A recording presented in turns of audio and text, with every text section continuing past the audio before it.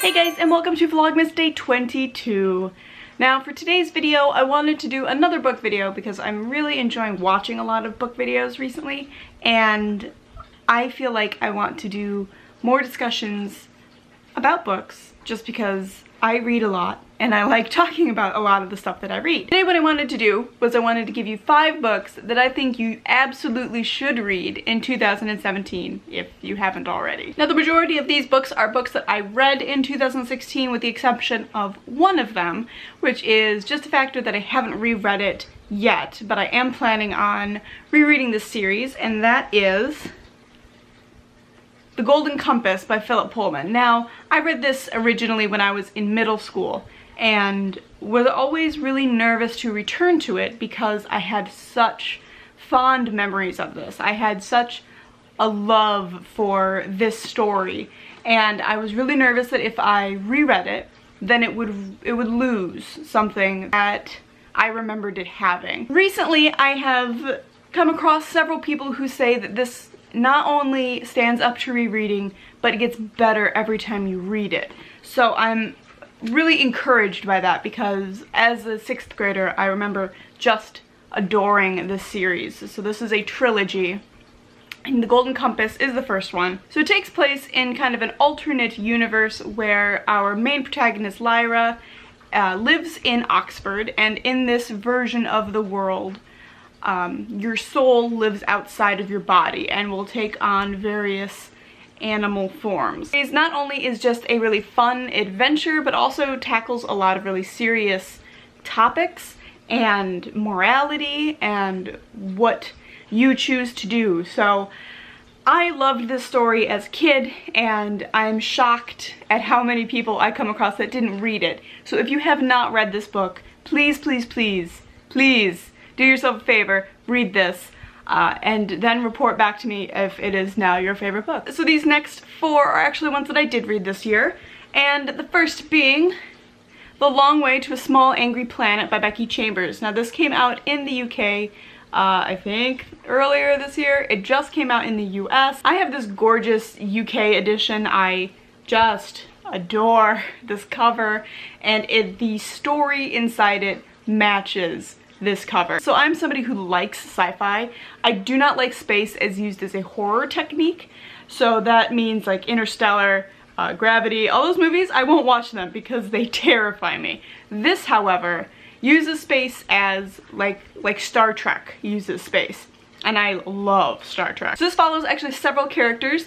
The main character, Rosemary, gets on a ship that is going to be traveling to the very far reaches of the universe, and they have to basically make this hole so that other ships can get to this planet easier. And that's why it's called The Long Way to a Small Angry Planet. You know, what would happen if you put all of these different species on a ship and told them, okay, now you all have to live together in this confined area. Next up is The Vegetarian by Han Kang. Now, this book I did read as well. Again, all of these books are just so pretty. This is a great story on kind of a woman going crazy and how the people around her react to it, and kind of how when she fails, what they see as her role, what they do about it. So this follows a woman who starts to have really bad dreams about meat, and they're really, really creepy. You only ever get like a couple descriptions of these dreams, and every time they describe these dreams, I ended up wanting to know so much more about what was going on in her head. So this book follows 3 different perspectives. It follows her husband, her sister's husband, and her sister, as they all deal with our main character deciding she's going to be a vegetarian and how that is handled in the family. So I would recommend picking this up if you are new to literary fiction, if you want to kind of get into,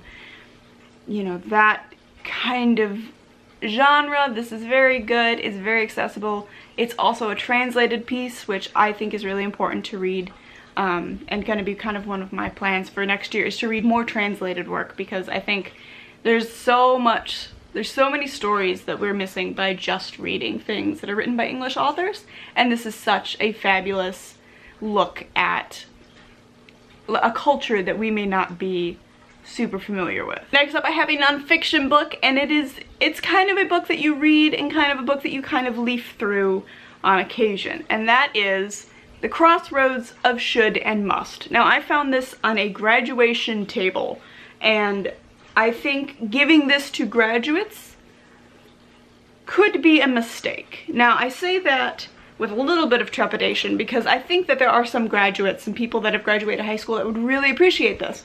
However, I think this is very important for people who are in their mid-20s, in their 30s, in their 40s, and they've decided that they are unhappy with what they are doing. And they are kind of at that crossroads of, I know what I want to be doing, but I don't know how I should get there, or I don't know if I should go there. I think it's very obviously supposed to kind of appeal to the artistic types because they've got these like really pretty like pictures of artists working, but this is really applicable to anybody.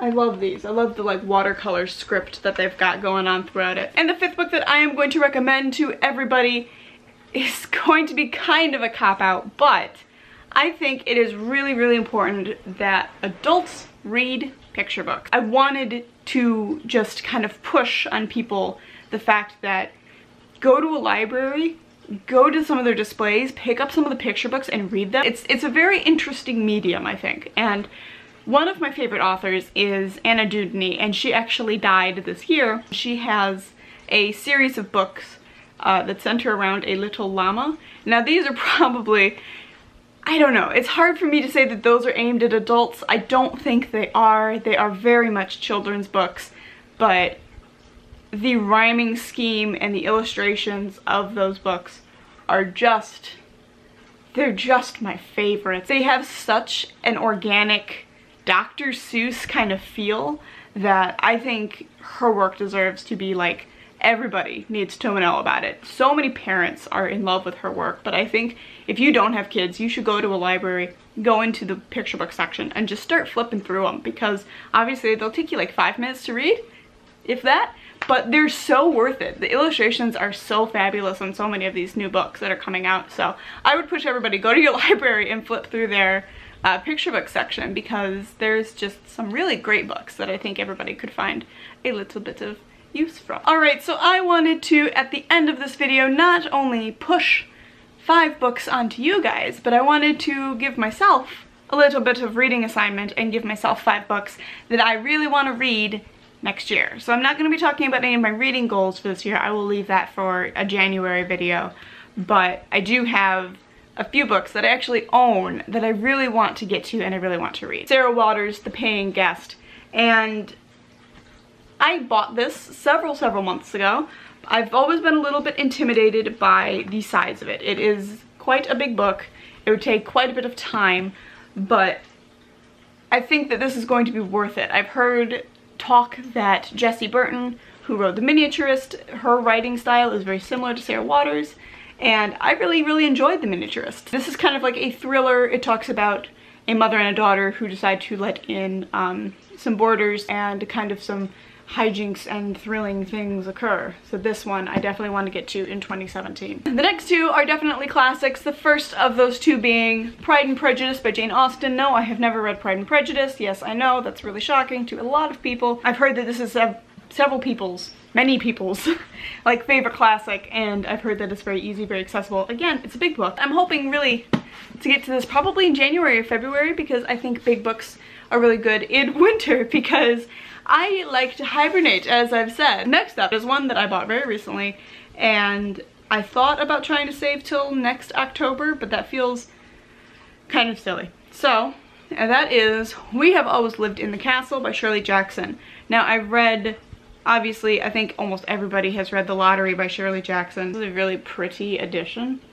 I got this really pretty, like, sketch edition. The 4th book is going to be Human Acts by Han Kang. Now, that book comes out in January in the US. I think it's January 17th or something like that. The 5th book is more abstract, just like I gave you guys an abstract reading assignment. My 5th book is also abstract, but this year I think I'm only going to try and read the winners of the Man Booker, and I want to read the winners of the National Book Award. So those are two books, but I want to read just the winners. That is gonna be it for today's Vlogmas video. I hope you guys enjoyed Vlogmas. I hope you're not minding my little like interspersed bookish videos, and I'll see you tomorrow with another video.